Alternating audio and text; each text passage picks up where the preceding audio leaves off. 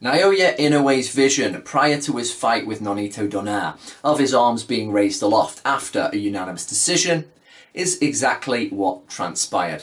Whether he thought this fight was going to be as difficult as it turned out to be, though, that is another question. The monster, whose persona I think we've all got a little bit too caught up in recently. We had some people saying Donaire is going down in 2 rounds. He was a 10-1 on favourite. That all proved to be a little bit inaccurate. But in this great 12-round fight, a real Fight of the Year candidate, and for me, better than Regis Prograis and Josh Taylor because of the real power involved. He ticked those boxes where he showed that this guy is a warrior. He can take a shot. He can come through a mini crisis. He really has those layers to him and the potential to be a really great fighter. Now in the second round, Inoue got caught with a left hook. I think there was a bit of that pressure to perform, to live up to the monster moniker that he has. And he was standing very just right in front of Donaire in round 2 when he's fresh, and he ends up getting hit good with that left hook. His eye gets cut and there's a quick flash of panic on the face of Inoue. He was like, right, haven't been in this situation before, and that can really change how a fight then plays out. You can really alter your game plan.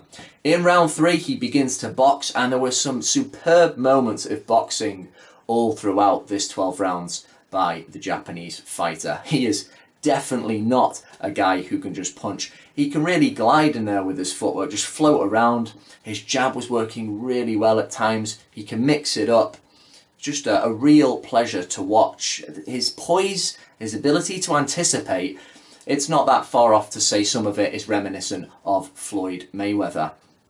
Not always his defense though, because that head was a little bit up in the air, and Donaire, while he knew he was probably dropping rounds, he started to time that right hand, started to ping Inoue's head back, and then has a superb surge in the 8th round.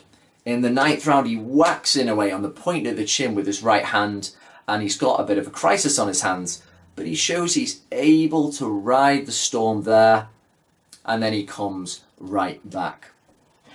Now in round 11, Donaire gets dropped with a body shot. Prior to that, Inoue hadn't really gone to the body that much. I think he was wary of getting too close and then just giving Donaire that chance with his absolutely crunching hook.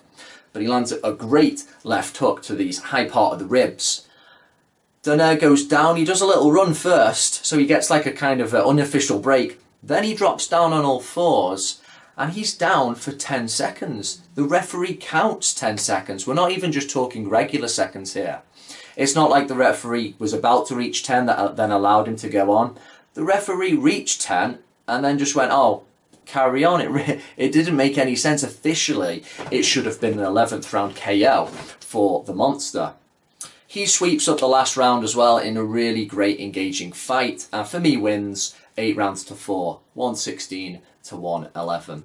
It was a better fight for me, as I said, than Prograis and Josh Taylor, because it always had that sense of anticipation. These guys could really whack. And just the great footwork by both of them, Inoue's ability to anticipate. There was so much variety as well as the power. He is a really complete fighter. And then at the end, the superb show of sportsmanship by both men. I don't think it was just being over sentimental by both. They really do respect each other. Now, where does Donaire go? Does he fight a guy not quite as good and maybe lose? It could be a good time to bow out for the Philippine legend, although I will always watch whatever fight he is in. As for Inoue, he is signed with Top Rank now apparently. His next 2 fights are going to take place in the States. He could possibly go up another weight, but he's not that big a frame, is he, Inoue, at 118 pounds? This could be really his peak poundage. So I would like to see him tackle the very big frame of Zolani Tete before moving up. Nonetheless, it's going to be America next, and I really hope and think and believe that Inoue, with his skills, with his persona, he can really engage the casuals and bring a lot of money to the lower weights.